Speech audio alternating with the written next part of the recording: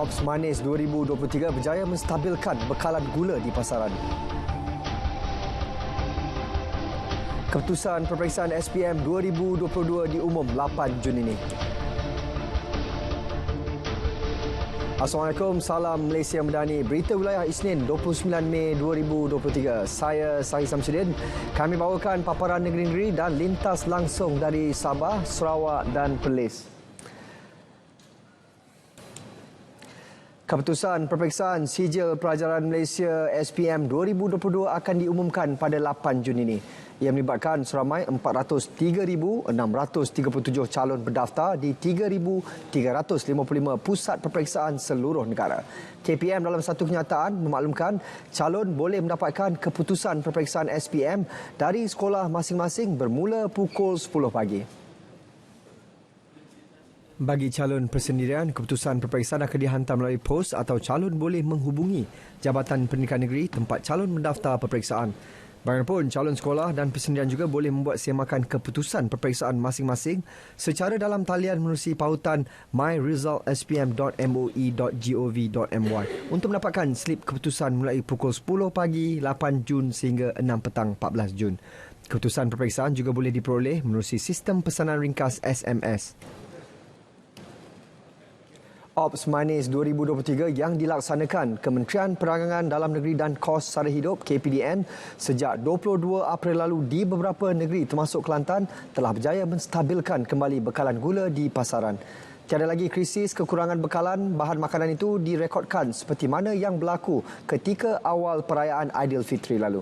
Laporan lanjut bersama Fikri Zaib di Kota Baru. Lebih 810 pemeriksaan dilakukan pegawai penguatkuasa KPDN Kelantan sejak Ops Kenan dilancarkan.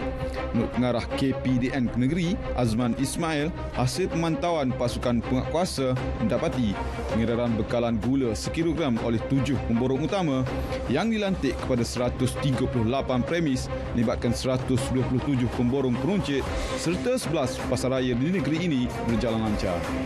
Jelas beliau tiada aduan atau laporan terbaru kekurangan bekalan diterima, pihaknya biarpun melibatkan kawasan yang jauh berada di pendalaman. Untuk bekalan gula boleh dikatakan sudah pulih sepenuhnya untuk negeri Kelantan. Kita ada pegawai rumah tangga, ada hampir 86 orang yang bergerak setiap hari. Dan kita buat laporan setiap hari untuk Ops Manis ni. Setiap hari kita dapat laporan. Takat ni belum ada lagi lah aduan terbaru pasal kekurangan bekalan gula di mana-mana sama ada pemburu atau peruncit. Tiada lagi had pembelian dikenakan selain pengguna boleh mendapatkan bekalan bahan makanan itu pada harga yang tidak melebihi harga kawalan. Bekalan gula lah ni ada lah. Banding dengan lepas raya bon ni memang tak ada langsung lah. Kita dah tu dia mari atas. Stok tu pun super aksa. Jadi dia tak kurang lah. Gitu lepas raya tu memang gula tak ada langsung. Stok tak ada langsung. Memang putus terus. Gula setakat ni alhamdulillah stok dah boleh ada dah sekarang ni. Tidak macam sebelum ni. Sebelum ni memang payah lah. Tu hari tu memang pening lah. Memang catu sungguh lah. Memang buat air pun orang kata kalau orang nak air kurang manis tu memang boleh buat kurang manis. Kata kita cari gula. Memang tak boleh lah. Kalau ada pun setengah-setengah kedai tu memang 2 kilo, 1 kilo tu pun berebut. Terhad lah. Setiap bulan kira-kira 1.6 juta kilogram gula diperlukan bagi memenuhi keperluan isi rumah penduduk di negeri ini. Ops Manis 2023 bermula dari 22 April dan akan berakhir 30 Jun depan. Fikri Zaib, RTM. Sementara itu di Kedah, bekalan gula dijangka pulih sepenuhnya 1 Jun ini. Jaminan itu diberikan pengilang utama gula di negeri berkenaan. Kekurangan bekalan gula sebelum ini disebabkan kerja-kerja penambahbaikan di kilang terbabit pada 27 Mei lalu. Namun dilanjutkan berikutan kekangan tertentu. Ia menyebabkan pengeluaran gula berkurangan dari 400 metrik tan sehari kepada kira-kira 250 metrik tan sehari.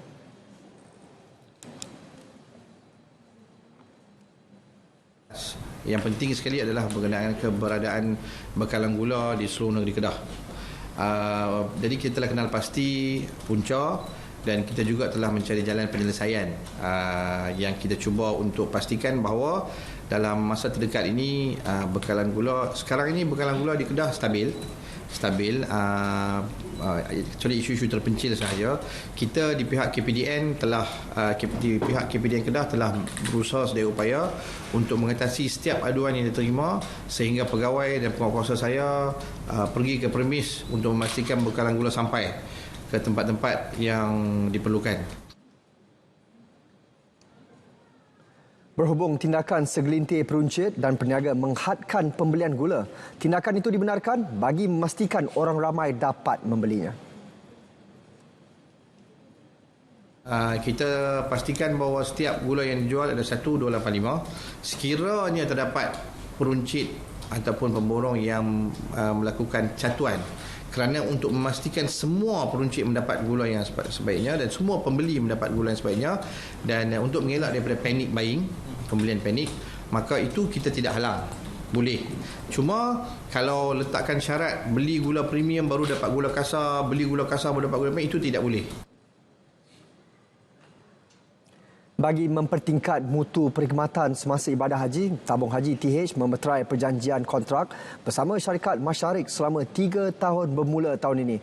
Antara perkhidmatan yang menjadi keutamaan adalah ketika masyair melibatkan keselesaan jemaah sama ada di Arafah atau Mina, khususnya kemudahan tandas, khemah dan pergerakan bas. Ketua Rombongan Haji Malaysia, Datuk Seri Syed Saleh Syed Abdul Rahman berkata, kontrak 3 tahun dengan syarikat yang dahulunya Muassasah Tawafa Asia Tenggara itu dibuat bagi mengurangkan kenaikan kos semasa musim haji.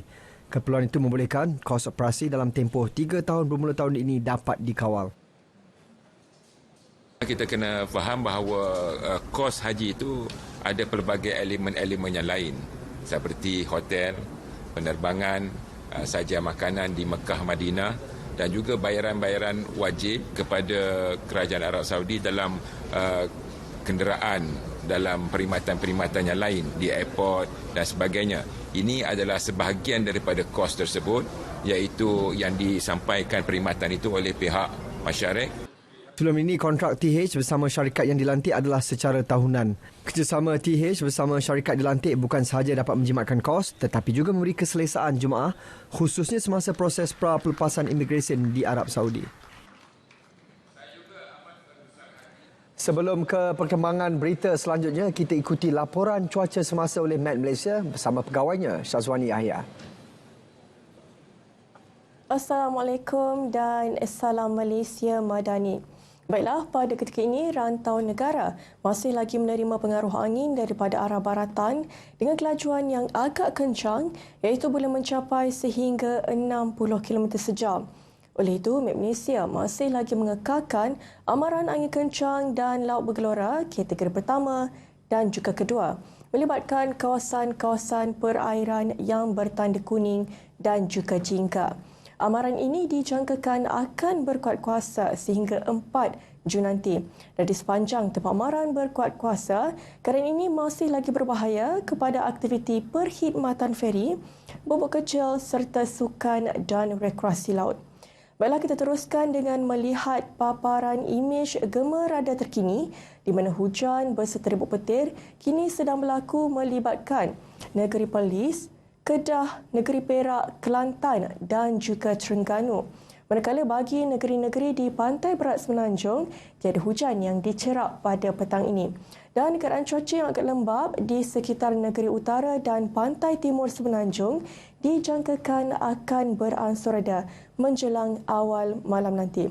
Baiklah, bagi Sabah dan Sarawak, hanya sedikit hujan yang kini diperhatikan di sekitar bahagian Sandakan, Tawau, Pantai Barat dan juga pedalaman di negeri Sabah dan juga di kebanyakan daerah di negeri Sarawak. Dan keadaan hujan ini juga dijangkakan akan beransur reda menjelang awal malam nanti. Baiklah, sekian sahaja laporan cuaca untuk petang ini. Sekarang kita lihat ramalan cuaca bagi bandar-bandar utama di seluruh Malaysia. Sekian Syazwani Yahya. Assalamualaikum.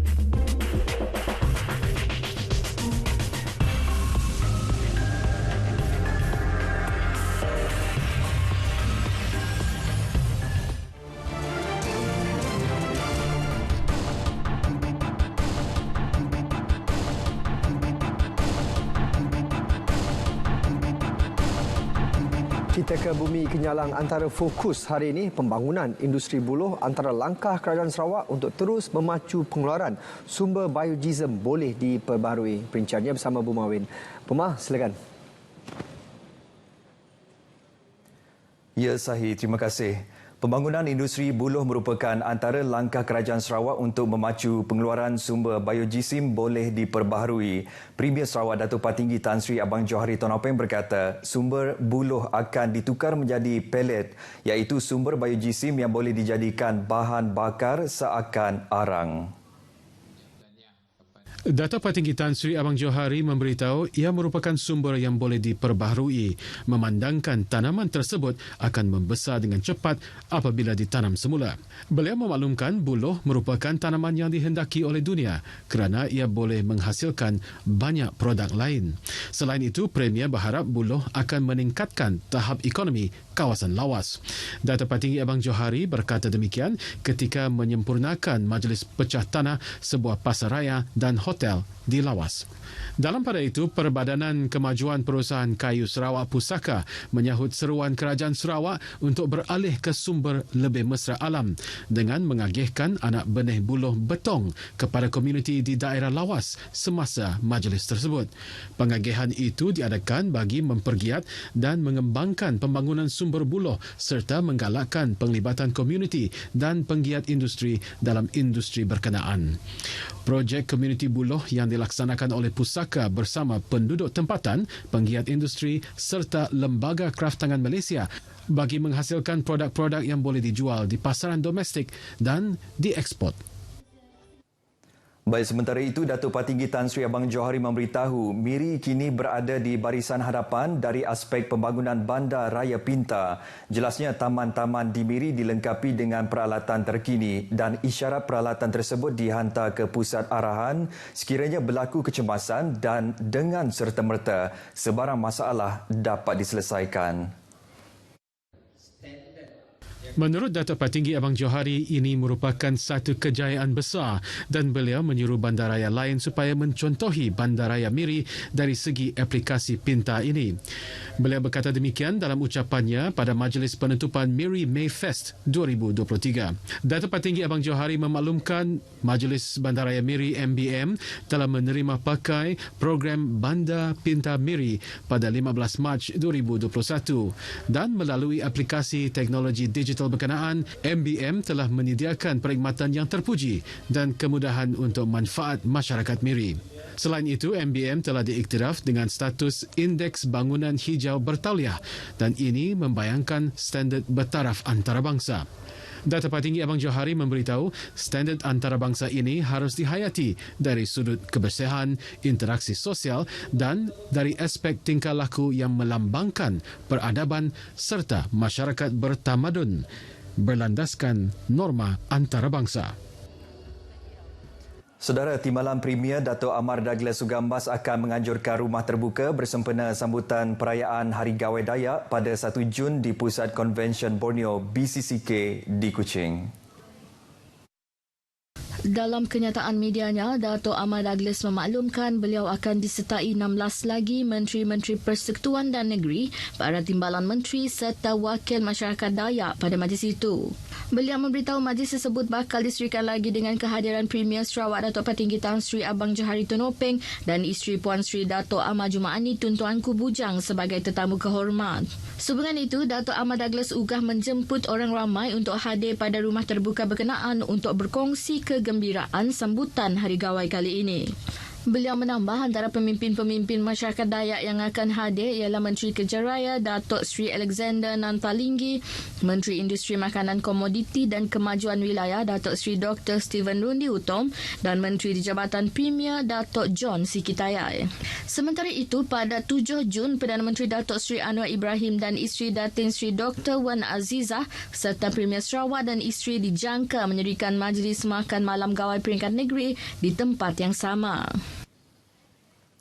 Baik, saudara, jejambat di bulatan Pen Borneo Sibu sepanjang 700 meter dibuka kepada orang ramai mulai pukul 6 petang semalam. Menteri Kerja Raya Datuk Seri Alexander Nantalinggi berkata ini dijangka dapat memberi kelancaran trafik kepada mereka yang pulang ke rumah panjang untuk sambutan gawai. Datuk Seri Alexander memberitahu ini merupakan berita baik kepada semua pengguna jalan raya menjelang sambutan Gawai Dayak yang hanya tinggal beberapa hari sahaja lagi. Menurutnya, pembinaan jejambat tersebut telah melebihi tempoh yang sepatutnya kerana ada kerja-kerja lebih semasa pembinaan dan akhirnya ia siap dengan sempurna. Datuk Seri Alexander memaklumkan kini kenderaan dari arah Bintulu ke Kuching tidak perlu lagi melalui bulatan. Sama juga kalau dari lapangan terbang Sibu. Beliau turut menasihati para pengguna jalan raya supaya sentiasa berhati-hati dan mematuhi had laju yang telah ditetapkan. Kerja-kerja pembinaan persimpangan bertingkat lapangan terbang Sibu yang bermula pada pertengahan 2017 tertangguh berikutan keadaan tanah lembut menyebabkan kontraktor terpaksa merawat kawasan luas berhampiran bulatan yang membawa kepada kuantum kerja tambahan. Baik, konvoi Kembara Sarawak Merdeka bersempena sambutan perayaan 60 tahun kemerdekaan Sarawak tiba di Limbang selepas daerah lawas menjadi destinasi pertama konvoi yang disempurnakan Premier Datuk Patinggi Tan Sri Abang Johari Tonopeng. Ketibaan rombongan konvoi di perkarangan Dewan Suara Limbang disambut Timbalan Menteri Industri Makanan, Komoditi dan Pembangunan Wilayah Datuk Dr. Abdul Rahman Ismail bersama Ahli Dewan Undangan Negeri Batu Danau Paulus Paulugumbang selain warga Limbang yang turut bersama-sama meraikan para peserta. Datuk Dr. Abdul Rahman yang ditemui media pada majlis itu menzahirkan rasa syukur dengan pencapaian Sarawak dalam tempoh 60 tahun Sarawak Merdeka dalam Malaysia. Kita meraikan apa yang telah pun berlaku selama 60 tahun. Iaitu kita nampak perubahan-perubahan yang berlaku di seluruh pelosok negeri Sarawak, termasuk kita di Limbang inilah. Dan saya menyeru kepada rakyat Limbang sama-sama juga meraikan perayaan yang begitu sangat penting bagi Sarawak, iaitu sambutan Jubli Intan 60 tahun merdeka dalam Malaysia. Pelepasan konvoi Kembara Sarawak Merdeka yang seterusnya bergerak ke Miri disempurnakan oleh Datuk Dr. Abdul Rahman Ismail. Sementara itu, Timbalan Menteri Belia, Sukan dan Pembangunan Usahawan yang juga Ketua Konvoi Kembara, Datuk Gerald Rentap Jabu berharap rakyat Sarawak akan turut bersama-sama meraikan para peserta konvoi di setiap bahagian yang dilalui kelak. Kita akan meneruskan perjalanan melalui Brunei dan ke Miri. Dan di Miri kita akan mengadakan upacara penyerahan bendera daripada Tuan Residen kita, Residen Limbang kita kepada Residen Miri. Sehingga kan pada 10 hari bulan di mana Yang Amat Berhormat Premier kita, Datuk Tinggi Abang Jo, akan bersama konvoi, mendahului konvoi menaiki motosikal dari Miri ke Bintulu. Kemuncaknya adalah pada 22 hari bulan Julai nanti, tahun 2023 ini, di mana kita, konvoi ini bersama saya, bersama 12 orang residen yang telah bagian yang kita telah lalui, menyerahkan bendera kepada Yang Amat Berhormat Premier dan juga Tuan Yang Utama Tun.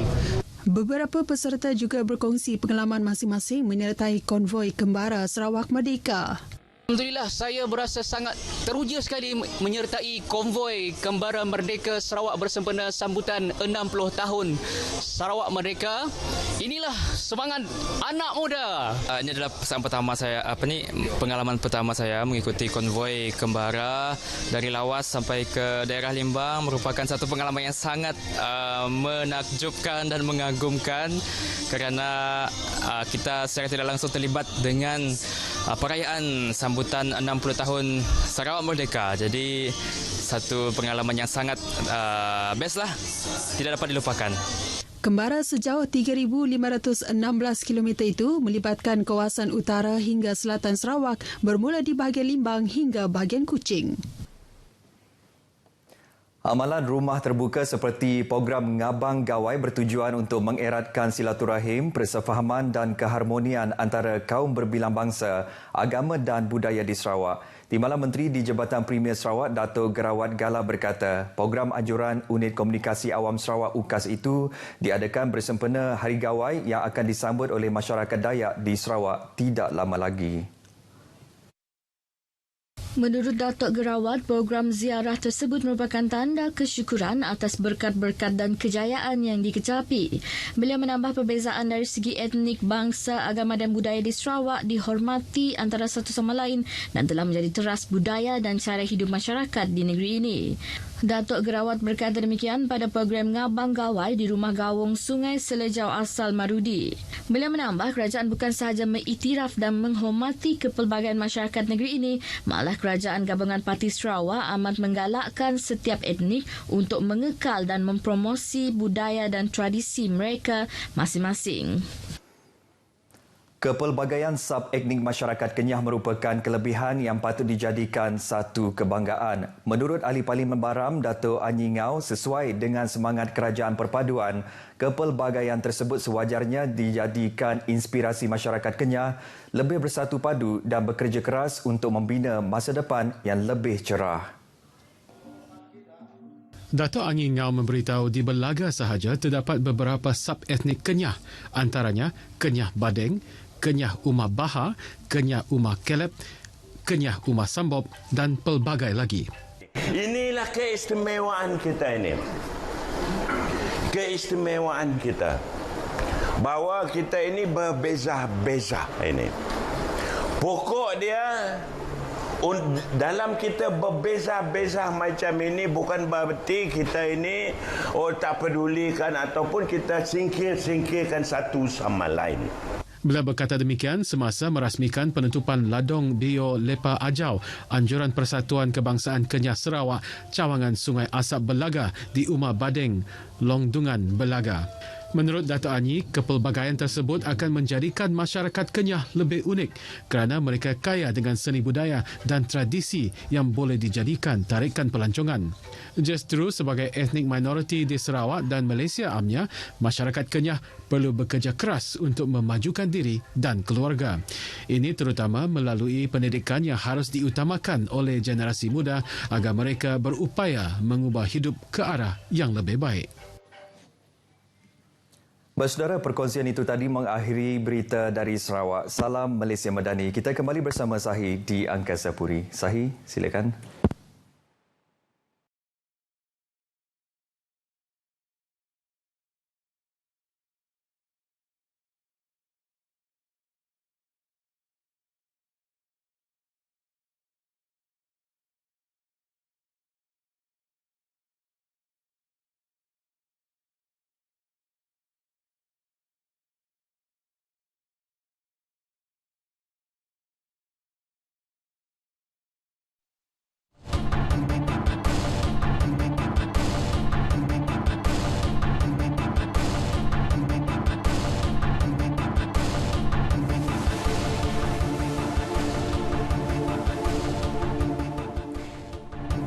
Ya, Sahih. Sabah dilihat berpotensi membekalkan ikan ke Semenanjung bagi memastikan kestabilan bekalan dan harga selain menjana pendapatan lebih baik bagi nelayan di negeri ini. Pengerusi Lembaga Kemajuan Ikan Malaysia LKIM, Muhammad Faiz Fazil berkata Sabah mempunyai sumber ikan yang banyak malah boleh dipasarkan ke tempat lain. Perkara tersebut antara idea LKIM mengembangkan sektor perikanan Sabah termasuk memperkasa golongan nelayan sejajar agenda keterjaminan makanan. Tangkapan ikan boleh terus ditingkatkan menerusi pemodenan kapal nelayan dengan kerjasama LKIM dan Persatuan Nelayan Kawasan PNK. Dan kita tahu di Sabah ini bekalan ikan cukup banyak dan menjadi hasrat kita di LKIM untuk membantu bagaimana nak mengusahakan supaya ikan-ikan yang hasilnya banyak di Sabah ini dapat kita bekalkan juga di Semenanjung untuk memastikan bekalan ikan yang cukup di Semenanjung. Sebabkan masalah bekalan ikan ini biasanya dihadapi di peringkat di kawasan Semenanjung, utamanya ketika musim tengkujuh. Beliau berkata demikian kepada media selepas merasmikan mesyuarat agung tahunan kali ke-26 Persatuan Nelayan Negeri Sabah, pengasah di Kota Kinabalu. Dalam pada itu, Faiz turut memaklumkan pihaknya akan meneliti permohonan pengasah untuk membina kilang ais sendiri bagi keperluan nelayan di negeri ini dengan kerjasama Persatuan Nelayan Kebangsaan Nikmat seperti yang dilaksana di Pahang dan Kelantan. Setakat ini terdapat seramai 25,000 nelayan berdaftar di bawah pengasah.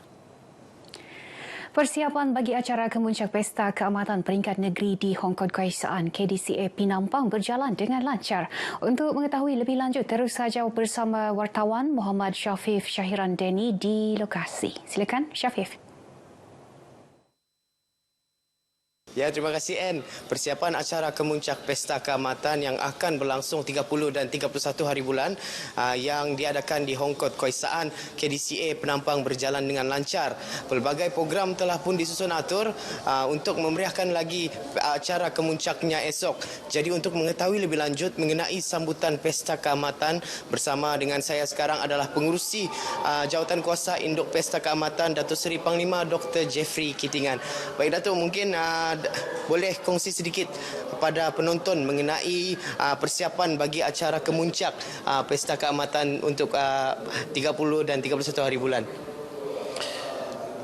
Persediaan untuk Keamatan Peringkat Negeri kemuncak ini sedang berjalan lancar dan beberapa program sedang juga berjalan.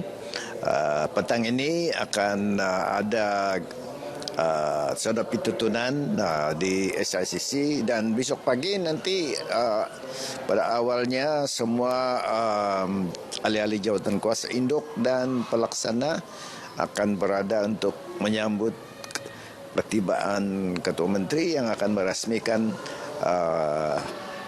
Pesta Keamatan Peringkat Negeri mulai besok. Baik, difahamkan pelbagai pengisian menarik disusun atur untuk jawatan kuasa pelaksana. Mungkin Datuk boleh kongsi sedikit. Seperti biasa, selepas peresmian akan ada lawatan ke rumah-rumah tradisi dan juga sukan-sukan tradisi. Ada juga pameran daripada jabatan dan agensi kerajaan. Di dalam Dewan ini akan ada beberapa persembahan, termasuklah persembahan tarian kebudayaan dan juga peresmian secara tradisi lah. Dan pengisian-pengisian yang lain itu seperti biasalah. Ada juga akan dipersembahkan pemenang-pemenang daripada program Sugandoi, HIS dan Menangon dan sebagainya. Terima kasih Datuk.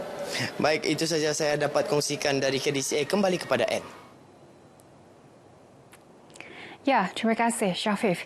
Sementara itu, Pesta Keamatan cukup sinonim kepada rakyat Malaysia, khususnya masyarakat Sabah apabila memasuki bulan Mei. Dikenali sebagai Tadau Keamatan, ia merupakan pesta tradisi antara lain bagi menghormati semangat padi. Ikuti bingkisan disediakan Zarif Sofia Daud mengenai usaha penerbitan dokumentari khas menyelami penghayatan anak muda dalam Pesta Keamatan.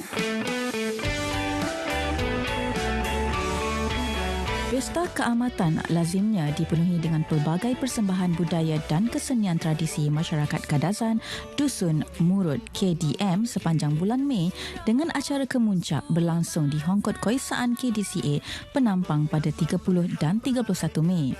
Penerbit sebuah dokumentari khas keamatan bertajuk Sukot Wagu, Muhammad Takib Muhammad berkata, Sukot Wagu yang diterjemahkan daripada bahasa Kadazan Dusun bermaksud generasi baru membawa objektif menyingkap tanggapan generasi muda terhadap keamatan. Takib melakukan kajian lapangan selama 2 tahun di Kota Kinabalu, Kota Belud dan Ranau serta menerima pelbagai bantuan anak Sabah berkomitmen tinggi dalam penghasilan dokumentari khas berkenaan. Tajuk tentang dokumentari orang muda ni, generasi muda Sukot Wagu ni dibuat sebegitu rupa kerana saya berpendapat bahawa ramai daripada generasi saya, orang muda, kadang-kadang kita tak tahu pun kenapa kita sambut keamatan. Jadi apabila kita buat eksplorasi, kita menemui sebenarnya keamatan itu adalah satu penghargaan, rasa syukur kepada yang memberi rezeki. Jadi bergantung kepada kepercayaan seseorang itu. Yang jika saya melihat bahawa yang memberi rezeki itu adalah Tuhan yang sangat perlu kita syukuri.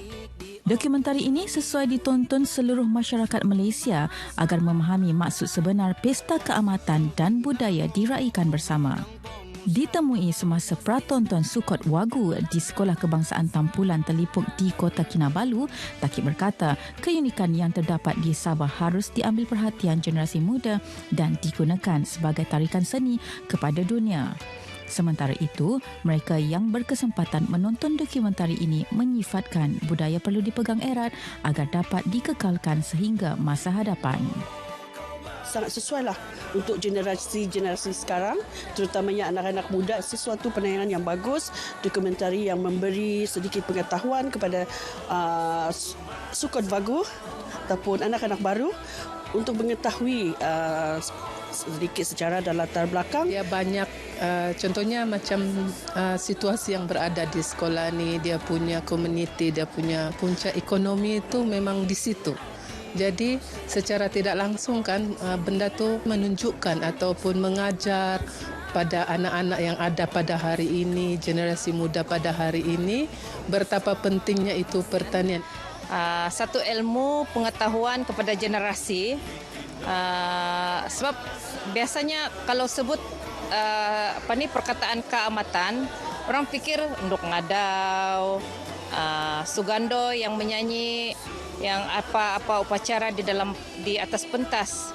Tapi sebenarnya keamatan itu lebih kepada kesyukuran sebenarnya. Biasanya kalau kita bercerita tentang keamatan, kita terfikir tentang padi, tarian, makanan, tradisi. Tetapi dokumentari Sukot Wagu ni membuka satu ruang yang baru yang mana subjeknya itu ialah anak-anak muda, generasi baru. Tetapi dalam masa yang sama saya melihat dibantu juga dengan orang-orang lama. Jadi ada orang kata seiringlah generasi muda dengan generasi lama tu bekerjasama. Dokumentari khas Sukot Wagu disiarkan pada 30 Mei di saluran berita RTM.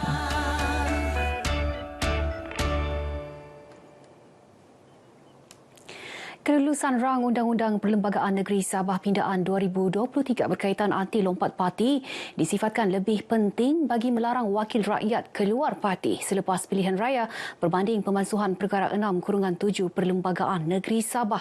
Presiden Pertubuhan Kinabalu Progresif Bersatu APCO, Dato' Ewan Benedict yang juga Ahli Dewan Undangan Negeri Adun Kedamaian berkata ini kerana proses pemilihan dan pelantikan Ketua Menteri masih boleh dilakukan mengikut Perkara 6/3 Perlembagaan Negeri Sabah. Yang lebih pentingnya akta ataupun pindahan perlembagaan melarang wakil rakyat bertukar parti itu jauh lebih penting daripada perkara 6 perkara 7. Sebab 6 perkara 7 itu juga boleh ditangani pada perkara 6/3. Cuma dia memerlukan penelitian lebih lanjut dan Ketua Menteri dalam penggolongan beliau bersetuju untuk memanggil satu interparty meeting dan saya mengeluhkan cadangan tersebut dan bersedia untuk memberi pandangan bagi pihak parti saya dan bagi pihak gabungan saya. Sebab itu saya bersetuju. Datuk Iwan yang ditemui pemberita di Penampang mengulas lanjut ada keperluan untuk memperhalusi Perkara 6/7 supaya yang di-Pertua Negeri mendapat panduan lebih jelas dalam melantik Ketua Menteri selepas proses pilihan raya dan pihaknya amat mengalu-alukan jawatan kuasa khas bagi memperkasa lagi takrifan dalam perkara itu. Khamis lepas DUN Sabah meluluskan rang undang-undang berkenaan dengan sokongan 75 adun manakala 4 adun tidak hadir pada bacaan ketiga selepas dibentangkan oleh Ketua Menteri Datuk Seri Panglima Haji G. Nor. Baik, sekian paparan dari Sabah untuk petang ini. Terus saja kembali ke Angkasa Puri bersama Sahih. Baik, Anne, terima kasih dan kita akan kembali seketika nanti.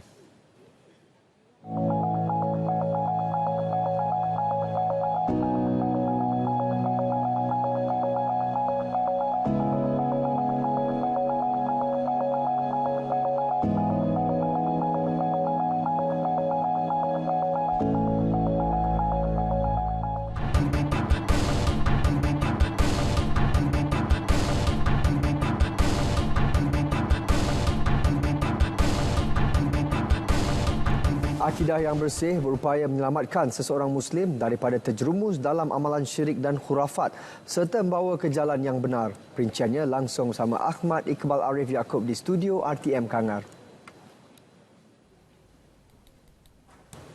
Baik, terima kasih Sahi. Seseorang Muslim yang jelas tauhidnya atau konsep keesaan Allah tanpa sebarang unsur syirik akan menjadikannya seorang Muslim yang tahu jalan hidup sebenar. Syirik membawa seseorang ke arah cara berfikir yang salah dalam pelbagai perkara. Pemangku Raja Perlis Tuanku Syed Faizuddin Putra Jamalullah bertitah, selain syirik, amalan kurafat atau kepercayaan yang tidak berasas hanya akan merosakkan fikiran manusia dan lebih rosak apabila kurafat dikaitkan dengan agama. Jika dibiarkan, manusia akan takut atau mengharap sesuatu yang tidak wujud atau tidak benar. Dalam berakidah, seseorang Muslim itu wajib menjadikan Al-Quran dan As-Sunnah sebagai panduan dalam kehidupannya. Segala kepercayaan dan pemikiran yang mencanggah dengan prinsip akidah Islam perlulah ditolak walaupun datangnya daripada mereka yang menggelarkan diri sebagai ilmuwan agama. Adalah sesuatu yang sangat mendukacitakan apabila kepercayaan karun-marun dalam masyarakat turut dibawa oleh sebahagian orang atas nama agama yang kita yang suci ini. Sedangkan apa yang dibawanya kepada orang awam itu adalah amat terpesong daripada landasan akidah yang sebenar. Baginda bertitah pada majlis perasmian penutup Perkampungan Sunnah Siri ke-8 yang berlangsung di Masjid Alwi Kangar. Program kali ke-8 ini bertemakan membantara syirik, menghapus kurafat, mengangkat ketinggian intelektualisme atau keupayaan fikir dan kekuatan akidah umat Islam turut diserikan dengan keberkatan Raja Puan Muda Perlis Tuanku Hajah Lalata Syahrin Akashah Khalil. Agensi yang tidak ada kebangsaan AADK menyasarkan RM500,000 nilai jualan produk sokongan untuk kepulihan anda suka menerusi penjenamaan semula di bawah satu logo yang dihasilkan oleh klien atau pelatih di Pusat Pemulihan Penagihan Narkotik Puspen.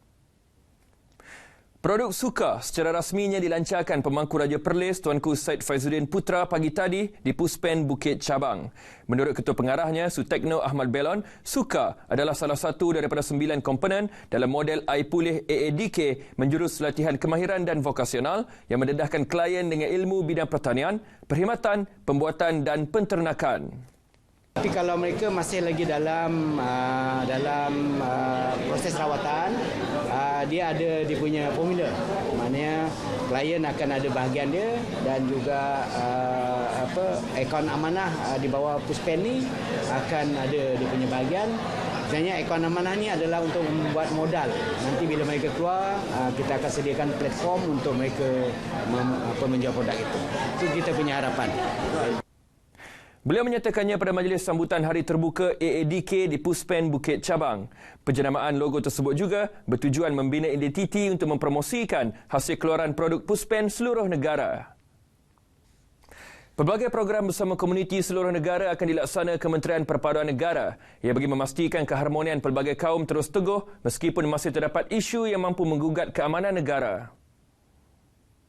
Bagi Setiausaha Bahagian Dasar dan Perhubungan Antarabangsa Kementerian Perpaduan Negara Muhammad Sobri Mat Daud, dalam usaha mengeratkan perpaduan ini, kerjasama semua pihak sangat diperlukan dalam merealisasikan apa jua agenda. Untuk menjayakan program ini, menjayakan agenda perpaduan ini, tuan-tuan semua yang ada di sinilah, maknanya antaranya jentera perpaduan. Jentera perpaduan kalau di bawah Jabatan Perpaduan Negara memang KRT lah kita punya jentera utama. Lagi sekali saya sebut. KRT lah antara dan juga di samping itu KRN, SRN, Kelab Rukun Negara, Sekretariat Rukun Negara dan NGO yang telah kita iktiraf sebagai Friends of Unity. Mana NGO yang bersama-sama melaksanakan program perpaduan. Beliau memaklumkannya pada majlis Malam Semarak Harmoni di Dewan Warisan Kangar bagi menghargai jawatankuasa program sambutan Minggu Perpaduan Peringkat Negeri Perlis. Program selama 2 hari yang berlangsung di dataran Datuk Syed Ahmad telah dirasmikan oleh Pemangku Raja Perlis Tuanku Syed Faizuddin Putra Jamalullah. Sekian paparan berita dari Perlis hari ini. Salam Malaysia Madani, kembali ke Angkasa Puri. Terima kasih Ahmad Iqbal. 2 lelaki serta 8 wanita tempatan ditahan kerana disyaki terlibat dalam aktiviti promosi elemen penjudian atas talian.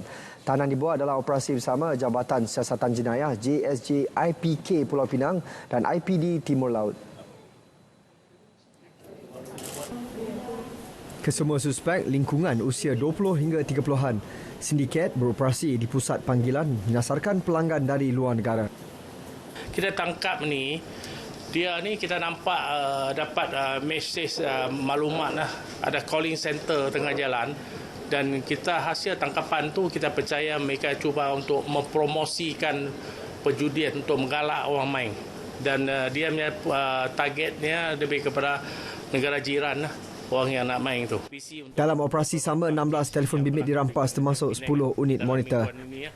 Siasatan dijalankan di bawah Seksyen 41(a)(b)(c)(g) Akta Rumah Judi Terbuka 1953. Semua tahanan dibebaskan dengan jaminan polis selepas keterangan mereka diambil. 50 unit bubu naga dirampas Agensi Penguatkuasaan Maritim Malaysia, Maritim Perak di kedudukan 5.9 Batu Nautika, Barat Daya Kuala Gula Perak semalam. Rampasan dibuat pasukan peronda maritim ketika rondaan dibuat yang mengesan pelampung berwarna putih disyaki penanda bubu naga.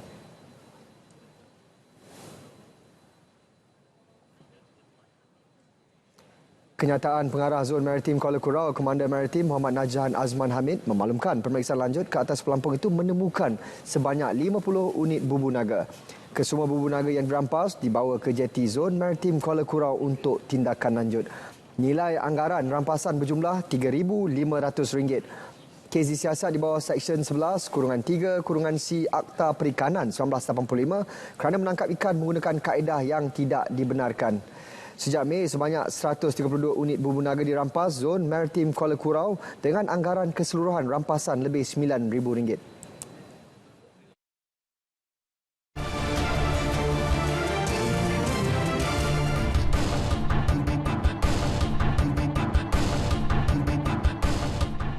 Projek 2 Years Exit 2 YEP di bawah Jabatan Kebajikan Masyarakat JKM mampu tingkatkan taraf pendapatan golongan sasar.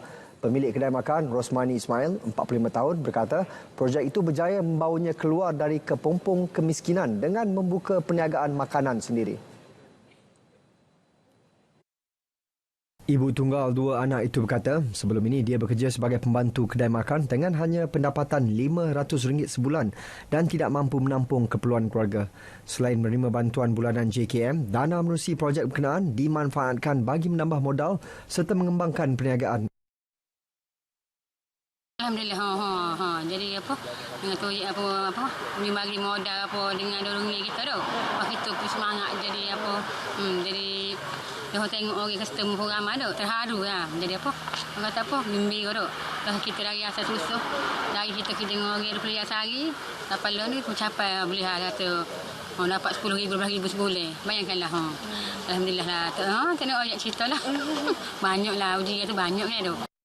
Dalam pada itu, Pengarah JKM Kelantan, Said Sidok berkata seramai 497 daripada 608 peserta projek di negeri itu menerima bantuan sama. Dan daripada jumlah itu, setakat ini ada 111 lagi yang masih lagi teruskan bantuan lah. Tapi sebahagian yang berjaya ini yang kita lihat lah. Macam hari ini kita nampak ramai yang pendapatan lebih dah. Ada yang mencapai sampai 5 angka lah pendapatan. Maksudnya lebih RM10,000 lah sebulan.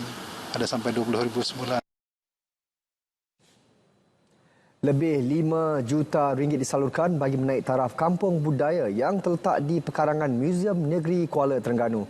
Kerja-kerja naik taraf bermula Julai ini akan memberi wajah baru kepada salah satu lokasi pelancongan negeri berkenaan. Proses pembangunan dijangka siap Disember 2024. Ia akan memberi lebih keselesaan kepada pengunjung serta pelbagai penganjuran program. Yang utamanya adalah dewan lah, yang dewan terbuka dan juga dewan kreatif lah kita panggil. Tapi juga kita ada dapur limpah, percayaan di kampung budaya, pembangunan tandas baru. Di samping kita akan buat landscape dan juga walkway ataupun kawasan penjalan kaki yang lebih tersusun lah mengikut tempat yang kita tentukan lah. Dan pembangunan landscape lebih kepada pertambahan gerai-gerai tempat rehat, tempat duduk wakaf-wakaf untuk kegunaan pengunjung lah, untuk lebih santai dan lebih relax lah di kampung budaya ni. Setakat ini, lokasi itu mencatatkan lebih 15,000 pengunjung sejak dibuka September 2020. Tahun lalu, Kampung Budaya berjaya merangkul 2 anugerah di bawah agensi pelancongan Gold Award Best Cultural Attraction dan Best Cultural Tourism Program. RM10 juta disasar Yayasan Pendidikan Maidam Terengganu bagi pembangunan pendidikan negeri itu tahun depan. Sasaran itu mampu dicapai dengan sumbangan dana pelbagai pihak dalam membantu pelajar dari peringkat sekolah rendah hingga pengajian tinggi. Jumlah terkumpul sehingga kini mencecah lebih RM1 juta.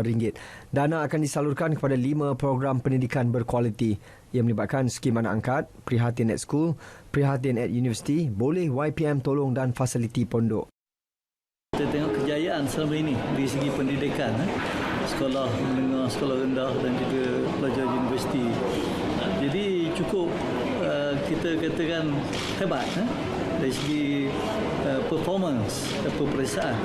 Terengganu ni always lead dia punya dari segi pencapaian. Jadi insya-Allah bila kita buat aktiviti macam ni kita kena pasti apakah kekurangan yang wujud di kalangan anak-anak Terengganu yang perlu kita bantu. Beliau ditemui dalam majlis perasmian dana sumbangan pendidikan Yayasan Pendidikan Maidam di Kuala Terengganu. Yang di-Pertuan Muda Terengganu, Tengku Muhammad Ismail Sultan Mizan berkenaan mencemaduli merasmikan pelancaran program tersebut. Tengku Muhammad Ismail juga menyatakan harapan agar lebih ramai pihak termasuk swasta dan individu turut menyumbang demi memastikan golongan sasar tidak tercicir dari pelajaran.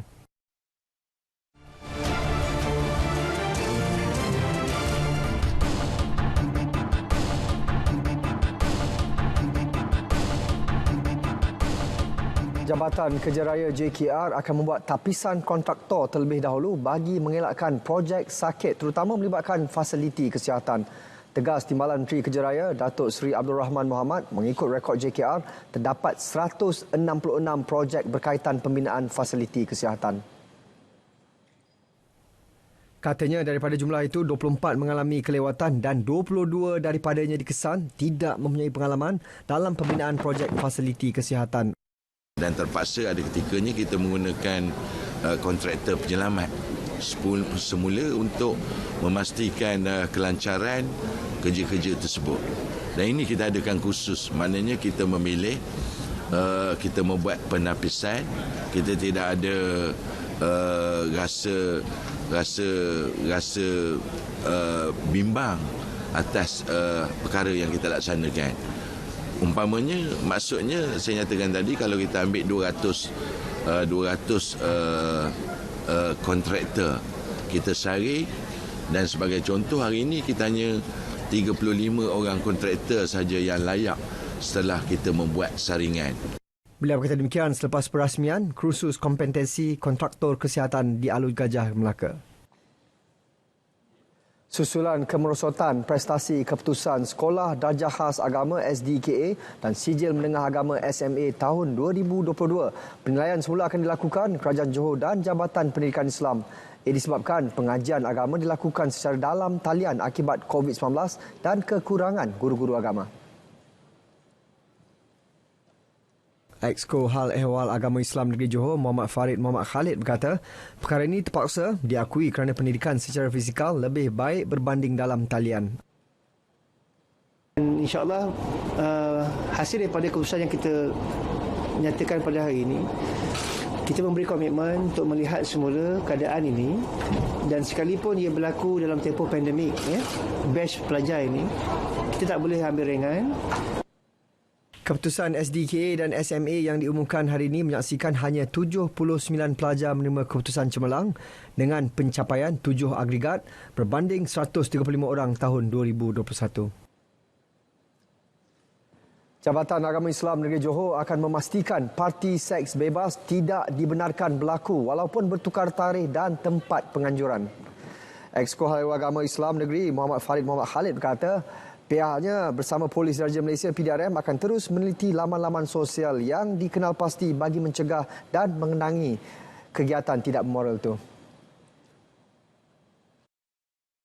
Dengan juga komitmen saya seperibadi sebagai Exco Kerajaan Johor dan semua orang Islam, orang Malaysia yang orang Johor, bangsa Johor yang tidak mengizinkan perkara kutuk ini berlangsung. Kat mana pun dia berpindah, kat mana pun dia berubah, kita akan pastikan dia tidak boleh dilaksanakan. Beliau menasihatkan orang ramai supaya tidak menyertai program itu dan memaklumkan kepada PDRM jika terdapat sebarang maklumat berkaitan perkara tersebut. Terdahulu, kes yang tular di media sosial baru-baru ini didakwa akan berjalan seperti yang dirancang pada tarikh baru dan lokasi yang dirahsiakan. Agensi Penguatkuasaan Maritim Malaysia Maritim Zon Maritim Tanjung Sedeli menahan sebuah kapal pengangkut yang bersau tanpa kebenaran di Kota Tinggi semalam. Kapal yang berdaftar di Fuzhou, China itu gagal mengemukakan kebenaran bersau daripada pengarah laut Malaysia. Pengarah Maritim Johor Laksamana Pertama Maritim Nurul Hizam Zakaria mengesahkan kapal berkenaan dikendalikan warga tempatan bersama 31 kru lelaki termasuk nakhoda dari China dan Bangladesh. Pemeriksaan lanjut menjumpai peluru meriam disyaki mempunyai kaitan dengan kes penemuan bom Unexploded Ordnance UXO di Tanjung Belungkur 19 Mei lepas. Kes siasat mengikut Seksyen 491B-1-L Ordinan Perkapalan Saudagar 1952.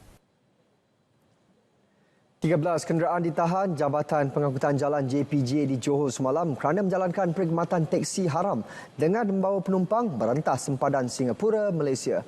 Tindakan diambil menerusi operasi khas dijalankan di Kompleks Custom, Immigration dan Kuarantin CIQ, Kompleks Sultan Abu Bakar, Gelang Patah.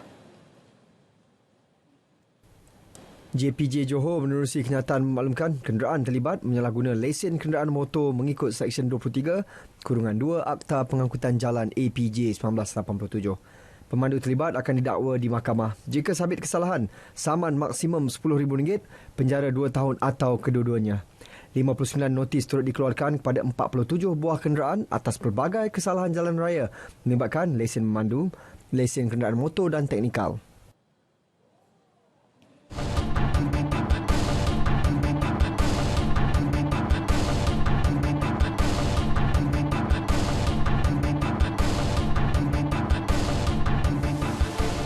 Teknologi e-seal menggantikan seal timah akan diperkenal Jabatan Kastam Diraja Malaysia dalam masa terdekat bagi memantau pergerakan logistik kontena dan lori.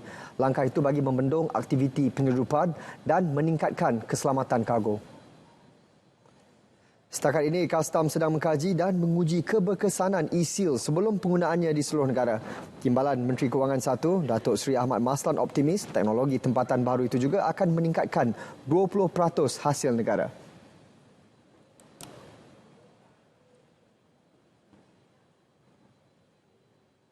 E-seal, keupayaan e-seal ni kelihatan berkesan.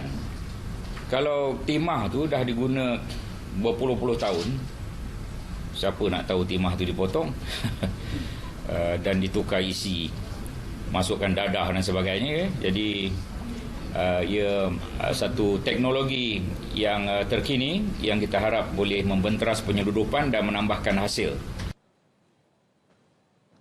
Setakat ini, teknologi e-seal diguna pakai di 5 negara Afrika Timur. Jabatan Kastam Diraja Malaysia berjaya merampas dadah bernilai RM81.3 juta bagi tempoh 5 bulan pertama tahun ini. Jenis rampasan dadah terbesar adalah cannabis sebanyak 1,307 kg dan ekstasi berjumlah 1,071 kg.